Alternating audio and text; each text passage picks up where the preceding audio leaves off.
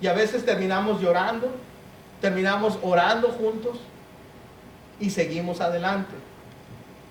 Seamos mejores padres, mejores esposos, mejores tíos, mejores tías, mejores primos, mejores primas, sea lo que sea. Seamos mejores guiando a nuestra familia a la fe. La salvación es individual, ¿cierto? Pero si usted ama a sus seres queridos, usted va a hacer lo posible porque vengan a la fe. Let's have that in mind, brethren, as we continue. We also find that Peter makes a reference to the beginning as he calls into Sarah. Another example. And he talks about way before the law of Moses. We go back to Sarah, we go back to Abraham, and states this: "For in this matter, in former times, the holy women who trusted in God also adorned themselves, being submissive to their own husbands, as Sarah obeyed Abraham, calling him Lord." And how many sisters says, "Well, you're not Abraham, and I'm not Sarah"? You hear that all the time. We hear it in Spanish too. So it's not the same thing, but we can joke about certain things, but when it comes down to it, this is God's law. This is God's word. He goes back to where women understood their role, and men understood their role. And we need to understand that. We both have different roles. And we need to submit to one another, but there is, bottom line, the Lord says, man is the head of the household. Yeah, he submits to his wife. Yes, he looks for her, he protects her. But he is the one that she will have to, Lord, divine and the commandment, to follow and understand and to love and to understand that he is going to see for her best interest. So, amados, vemos esto, que el apóstol Pedro habla en 1 Pedro 3, versículos 5 al 6, dice esto sobre Sara, recordando otra vez el principio, porque así también se atavían en otro tiempo aquellas mujeres santas que esperaban en Dios estando sujetas a sus maridos, como Sara obedecía a Abraham llamándole Señor. Le decía a los hermanos en inglés y le digo en español, en ocasiones a veces escucha, pero tú no eres Abraham, ni yo soy Sara. Por consiguiente no te voy a llamar Señor. A veces eso se puede decir jugando, pero cuando vemos en la Escritura, eso es algo revelado por Dios. Eso es algo establecido, eso es algo que Dios nos ha dado y que usted y yo debemos de luchar en llevar a cabo. I don't want to leave you without the privilege, though. No los quiero dejar sin el privilegio. You need to understand that God has given you a lot, women, a lot. And it's a great privilege to take upon. Necesitamos entender que Dios le ha dado mucho a las mujeres, mucho que hacer. Y es un gran privilegio para ellas que lo tomen. Now, these names, you may want to help me or be patient with me because the first two names are kind of hard to pronounce. Somebody help me with the first two. Yodia and Sintiki. Yodia and Sintiki, okay? It's better in Spanish, huh? Yodia and Sintiki, we find the first example, right? And they're described by Paul, women who labor with me in the gospel. And someone will argue, well, see, they help him in spreading the gospel. In which ways? There are many ways that women can help. Many, many ways. And sometimes women don't explode those many ways. Sometimes they reference to, well, I can't preach, I can't do anything. No, you can do a lot. We're always looking for, Bible class teachers. We're always needing a ladies class. We're always needing certain services to be done, whether in the building or outside the building.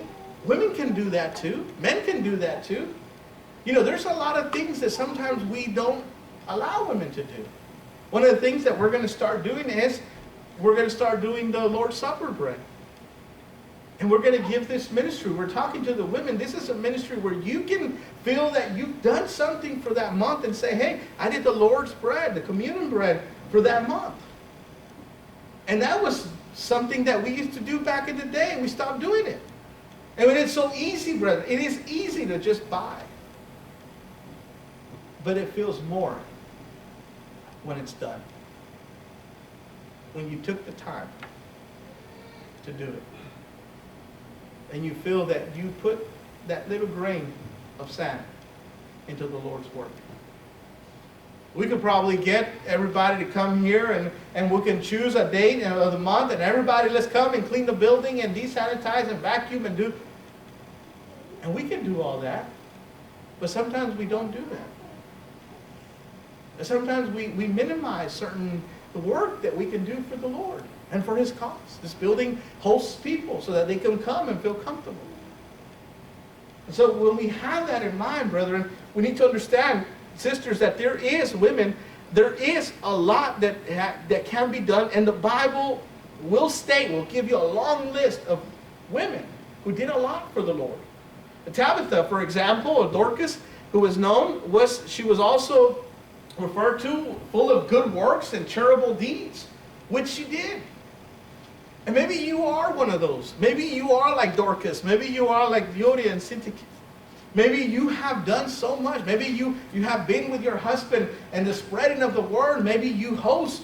Women, how important are you in the gospel to be able to say, hey, invite the visitors over to the house. I'll make something good to eat. And that's something that you can do great to touch their soul just by making a lasagna or even going and buying a frozen one and throwing it in the oven. But the willingness is it changes it all, right? Vemos, amados, que la Biblia nos da varios ejemplos como Eodia o Cinti que nos deja saber de mujeres que trabajaron conmigo, dice el apóstol Pablo en el Evangelio. O Tabitha, reconocida como Dorcas, que estaba llena de buenas obras y caridad. Y hay hermanas, no cabe duda que hay hermanas con talentos, con gran disposición. No cabe duda que hay hermanas que desean y hacen muchas cosas en la iglesia. No cabe duda que estas mujeres llevan a cabo grandes obras. Y al ver todo esto podemos verlo que la Biblia habla de todo lo que se puede hacer. Les mencionaba yo que nosotros vamos a iniciar a que las mujeres hagan el pan de la cena del Señor. Se puede comprar y no hay problema comprarlo. Pero se siente más cuando lo hacen. Se siente más útil el saber que pudieron lograr y poner su granito de arena y saber que pusieron a hacer algo. No le estoy diciendo que lo hagan, pero le estoy diciendo que hay cosas que se pueden hacer, que se pueden involucrar o implementar. Now let's move quickly. Paul enlists 26 names of faithful laborers as we find in the book of Romans. And out of those, 8 of them are women. I want you to think about that. Amados, encontramos que el apóstol Pablo en la epístola a los Romanos, en el último capítulo, enlista 26 cristianos fieles y 8 de ellos son mujeres. Y note lo que dice. Look what it says. Romans 16. First, he pronounced Phoebe. Phoebe, okay. Phoebe, who served in Cenchrea, helping with many, including Paul. He states and writes about that. Priscilla, and you know Aquila, her husband, she was with him. She helped on the spreading of the gospel. You also find Mary, right, who was known to serve many, including Paul, Tryphena and Tryphosa. Is that right? Who are known by the laborer. The mother of Rufus. This is one that you probably didn't know. The mother of Rufus. Who is she? We don't know her name, but Paul refers to her as his own mother. She was dear to him. She probably did so many things. She probably took care of him. Honey, when you come home, you know, like a brother or a child or a son in Christ, he would say, you know, come through the house, man. We got, you know, come here. It's so beautiful to be received and welcomed in that sense and say, hey, when you come home, man, you got a home. You know, whenever you're passing by Dallas, you got a home there. Just stop by. We'll eat together. We'll do something. You know, it's very important to understand that. And Paul felt like that about Rufus' mother. And he stated that he was, you know, he loved her as his own mother. Verse 13, he talks about Julia, the sister of Nereus. And we also see evidence, it's overwhelming, brother. We find it over and over, even in the Gospel of Matthew and 1 Corinthians. We find it over and over where we find that they did great work. They understood. It was a great privilege, and they took advantage of that privilege. They didn't say, I don't have this, or I'm not going to do that, or I'm not going to do anything. They said, I have this, and I'm going to take advantage of what I can do. I'm going to explode my talents. I'm going to make them. You know, and that's why they're worthy women listed in the Bible. Their names. Because their works follow them, and we can read them. Por ejemplo, el ejemplo de Febe y Priscila. Aquí nos menciona la escritura, ¿verdad? Que Febe era una sierva que había ayudado incluyendo al apóstol Pablo, Priscila, la esposa de Aquila, que ayudó en la predicación. Pablo dice que son colaboradores de él en Cristo Jesús. O María, que era conocida como por servir a muchos, incluyendo al apóstol Pablo. ¿Qué tal Frinea y Trifosa, conocidas por su trabajo? O la madre de Rufo. A lo mejor usted nunca había escuchado a la madre de Rufo, y Pablo dice que él se refería a ella como su propia madre. A lo mejor ella era una hermana ancianita que lo miraba, lo cuidaba, a lo mejor le daba la oportunidad que se quedara en su casa y que fuera, que estuviera ahí. No sabemos. Pero lo que sí vemos es que son mujeres dignas de ser mencionadas, como Julia o la hermana de Nereo. Podemos ver una y otra vez, ejemplo tras ejemplo, de cómo mujeres tomaron su talento y lo explotaron para el Señor. You see, when we think and we go back to the topic of why women are silent, we always tend to go the negative side. And we always tend to, oh, well, that's just because the Church of Christ is closed-minded. That's why I wanted to go through the order, the commandment, and the privilege. And so what we find about her work, what we find that she can do, she's commanded to worship. All women, all men are commanded to worship. And the Bible states this, that we all have to do it. The only exception that women cannot do is exercise dominion over men.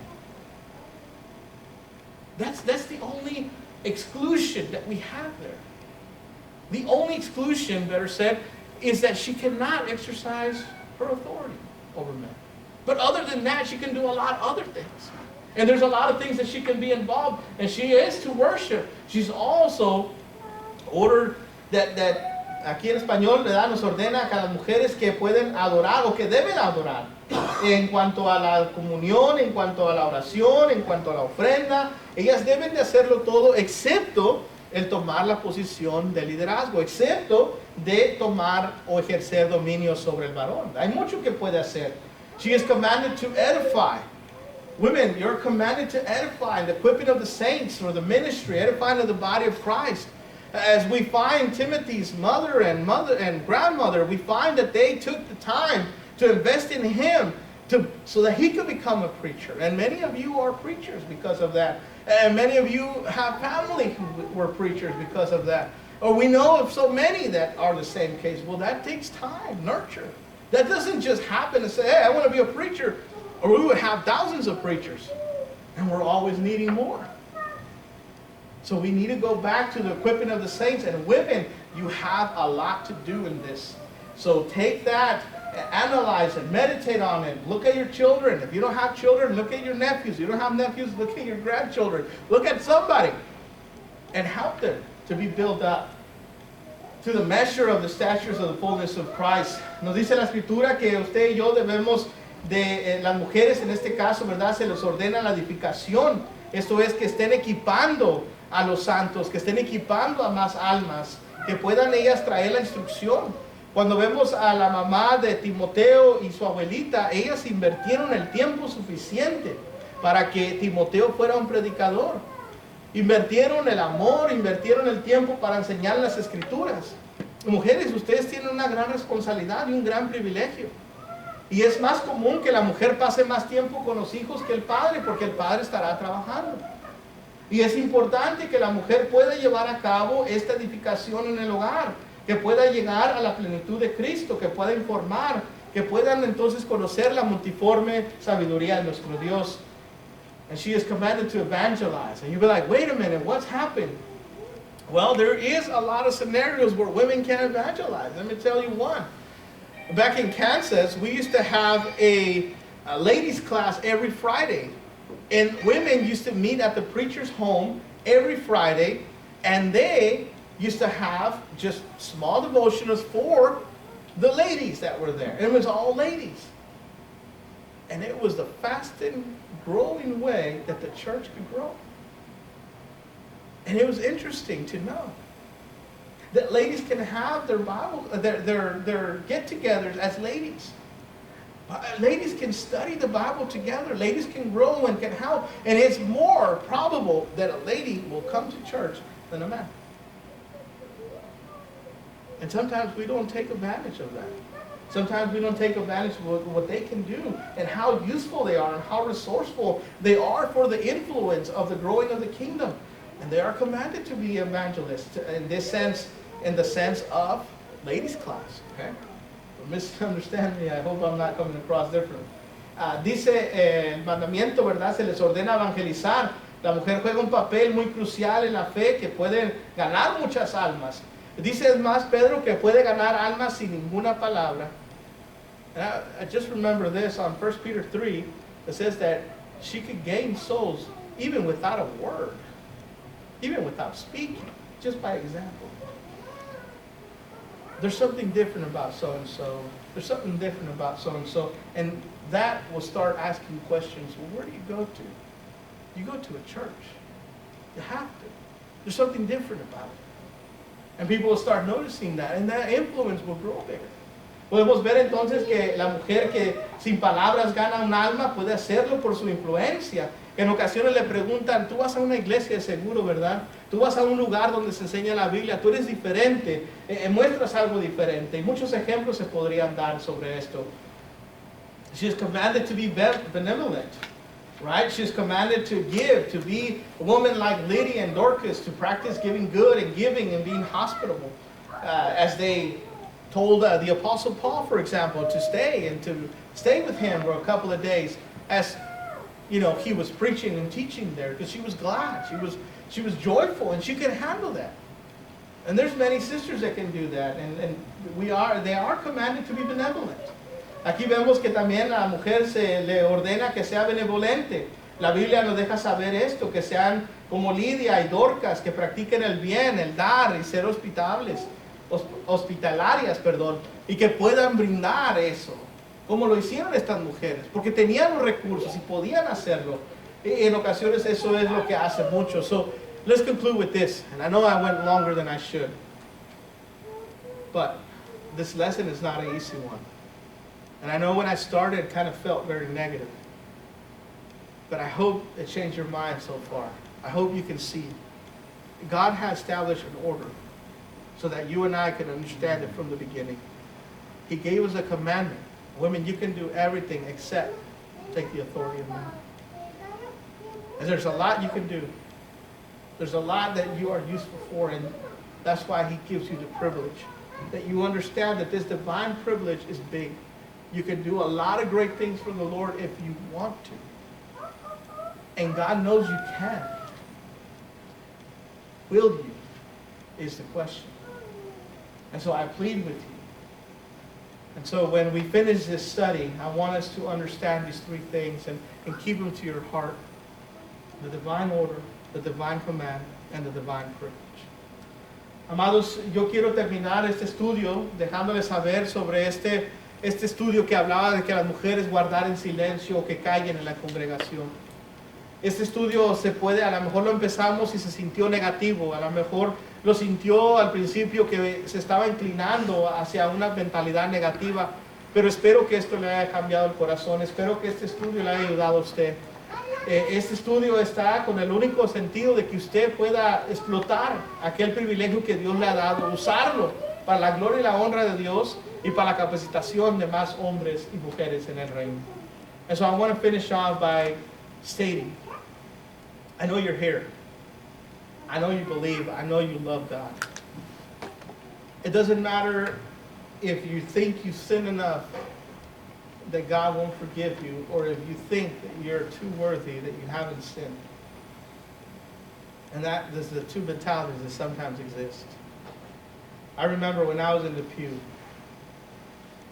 and I remember feeling the same way you probably felt.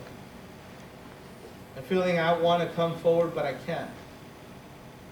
And feeling like I don't know if I'm going to be able to fulfill.